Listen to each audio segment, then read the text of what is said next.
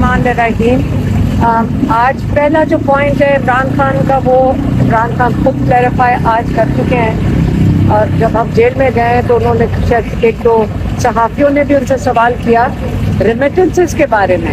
उन्होंने ये पूछा क्योंकि अब मुज़ाकरात शुरू हो गए हैं, इसका मतलब रेमिटेंसेस अब आया। जो इमरान खान ने कहा था कि ना भेजे पाकिस्तान, वो कैंपेन ख़त्म हो गया। इमरान खान ने पहले तो उसकी क्लैरिफिकेशन किया। उन्होंने कहा देखें, पाकिस्तान में इस वक्त जो मईशत है उसकी जो बहुत बड़ा सहारा है वो हमारे ओवरसीज़ पाकिस्तानी की रेमिटेंसेस हैं। और जो रेमिटेंसेस पाकिस्तानी बाहर से भेजते हैं इस वक्त उनके साथ भी बहुत ज़्यादती की जा रही है।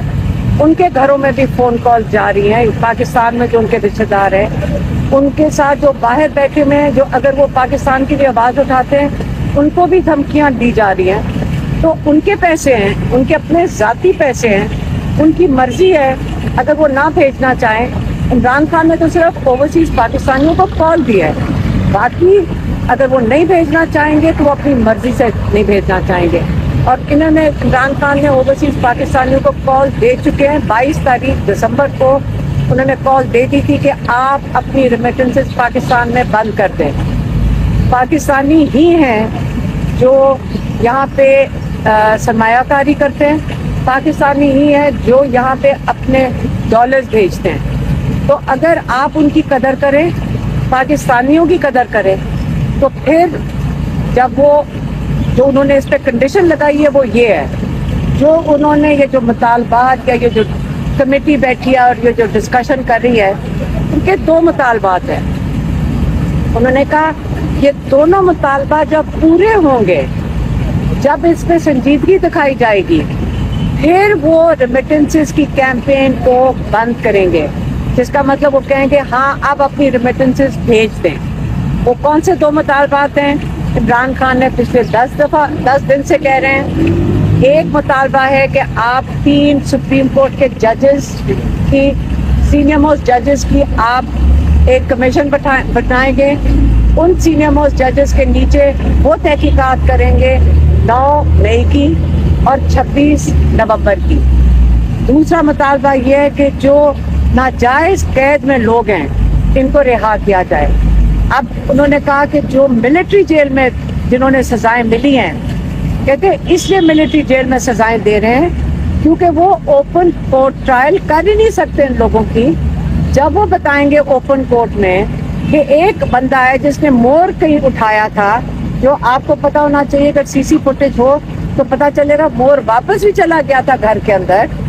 तो एक मोर को उठाने और वापस जाने में 10 साल मिलिट्री जेल कोर्ट में से सजा मिल जाए। आप इस किस्म की जो सजाएं मिली हैं वो खुले आम सरेआम आप बता नहीं सकते कि किस वजह से उसका सजा क्या है। अगर इनके पास सीसीटीवी फुटेज इन्होंने मिलिट्री जेल में दिखाई है, कोर्ट में दिखाई है, तो वो हम सबको भी दिखा दें, अवाम को भी दिखा दें, ओपन कोर्ट ट्रायल करें। तो इससे उन्होंने कहा है कि इन सबको रिहा किया जाए जितने भी कैद में हैं। और फिर इनकी अगर आपने ट्रायल करनी है, सीसीटीवी फुटेज जो सुप्रीम कोर्ट के जजेस हैं, जो जब कमीशन बनाएंगे तो वो खुद ही मांग लेंगे। जब आप रिहा करना, उनकी एक दूसरी जो कंडीशन है, ये बहुत ज़रूरी है समझना कि इस वक्त हज़ारों लोग 9 मई में और 26 नवंबर में जेल में कैद में हैं। इसलिए ये एक मुतालबा हो गया। दूसरी बात उन्होंने जो की है वो उन्होंने की है अपनी जेल में रहने की। उन्होंने कहा सारे कैदियों को रिहा करें। मैं बिल्कुल, उन्होंने बड़ा क्लियरली कहा है कि सबको रिहा करें। मुझे अगर जेल में रखना है आप जेल में रख लें, लेकिन मैं हाउस अरेस्ट में नहीं जाऊंगा, क्योंकि उनको पता चल गया है कि बहुत ज़्यादा कैसराइयाँ हो रही हैं कि इमरान खान को बनी गाला शिफ्ट कर रहे हैं, इमरान खान को पता नहीं केपी शिफ्ट कर रहे हैं। वो कहते हैं मैं कहीं भी जाऊंगा नहीं, मैं हाउस अरेस्ट में नहीं जाऊंगा। सारे कैदियों को रिहा करें, मुझे कैद में रख लें, लेकिन हाउस अरेस्ट में मैं नहीं जाऊंगा। रिहा करेंगे तो अपने केसेस का सामना करके अपने आप को इनोसेंट साबित करके फिर वो बाहर निकलेंगे।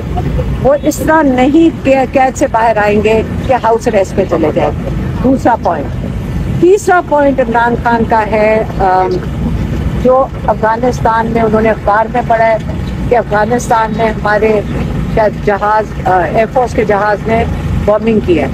उसको इस बात का इमरान खान को बहुत दुख हुआ। उन्होंने कहा कि बड़े देर के बाद पाकिस्तान में अमन आया था, क्योंकि अफगानिस्तान में अमन आया था और अफगानिस्तान का अमन पाकिस्तान के साथ जुड़ा हुआ है। अगर आप वहाँ पे जाकर इस किस्म का चीज़ करेंगे या बॉर्डर के ऊपर इस किस्म का इंतशार होगा तो पाकिस्तान का अमन भी उससे मुतासर होगा।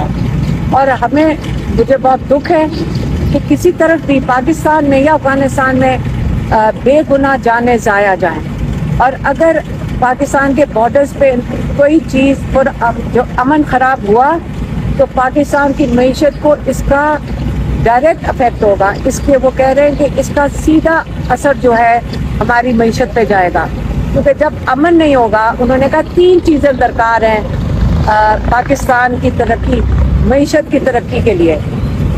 एक उन्होंने कहा है रूल ऑफ लॉ, कि हमारी जुडिशरी काम करे। दूसरा उन्होंने कहा है कि पॉलिटिकल स्टेबिलिटी, कि जो हम मैंडेट चोरी कर लेते हैं और फिर वापस भी करने को तैयार होते हैं, तो ये पॉलिटिकल स्टेबिलिटी चाहिए। और तीसरी बात उन्होंने की है कि आपको अमन चाहिए। अगर हमारा अमन नहीं होगा अफगानिस्तान, पाकिस्तान और हमारे सारे बॉर्डर्स के साथ, तो यहाँ पे कोई इन्वेस्टमेंट नहीं करेगा। तो इसलिए इस चीज़ का इमरान खान को बड़ा अफसोस हुआ है। उन्होंने कहा कि हमारे बॉर्डर्स के ऊपर बिल्कुल पुरअमन होने चाहिए। हमें इस चीज़ पे बड़ी फिक्र है कि हमारी सारे जो अदारे हैं जो जिनका काम है कि हमें बॉर्डर के ऊपर जो इंफॉर्मेशन लेकर आए, जैसे हमारे जो खुफिया अदारे हैं, तो वो सारा वक्त अगर पॉलिटिकल इंजीनियरिंग में लगे रहेंगे तो हमारे बॉर्डर्स का कौन तहफ़्फ़ुज़ करेगा। तो इमरान खान का ख्याल है कि पॉलिटिकल इंजीनियरिंग की बजाय हमारे इदारे जो बड़े मजबूत इदारे हैं, बड़े अहम इदारे हैं, इनको अपने बॉर्डर की हिफाजत के लिए जाना चाहिए और उधर मौजूद होना चाहिए। ये 3 इमरान खान के पॉइंट से मैंने आप तक पहुँचा दिया। मान रही आज पहला जो पॉइंट है इमरान खान का, वो इमरान खान खुद क्लैरिफाई आज कर चुके हैं। और जब हम जेल में गए तो उन्होंने शायद 1-2 सहाफ़ियों ने भी उनसे सवाल किया रेमिटेंसेस के बारे में। उन्होंने ये पूछा क्योंकि अब मुज़ाकरात शुरू हो गए हैं, इसका मतलब रेमिटेंसेस अब आया। जो इमरान खान ने कहा था कि ना भेजें पाकिस्तान, वो कैंपेन ख़त्म हो गया। इमरान खान ने पहले तो उसकी क्लैरिफिकेशन किया। उन्होंने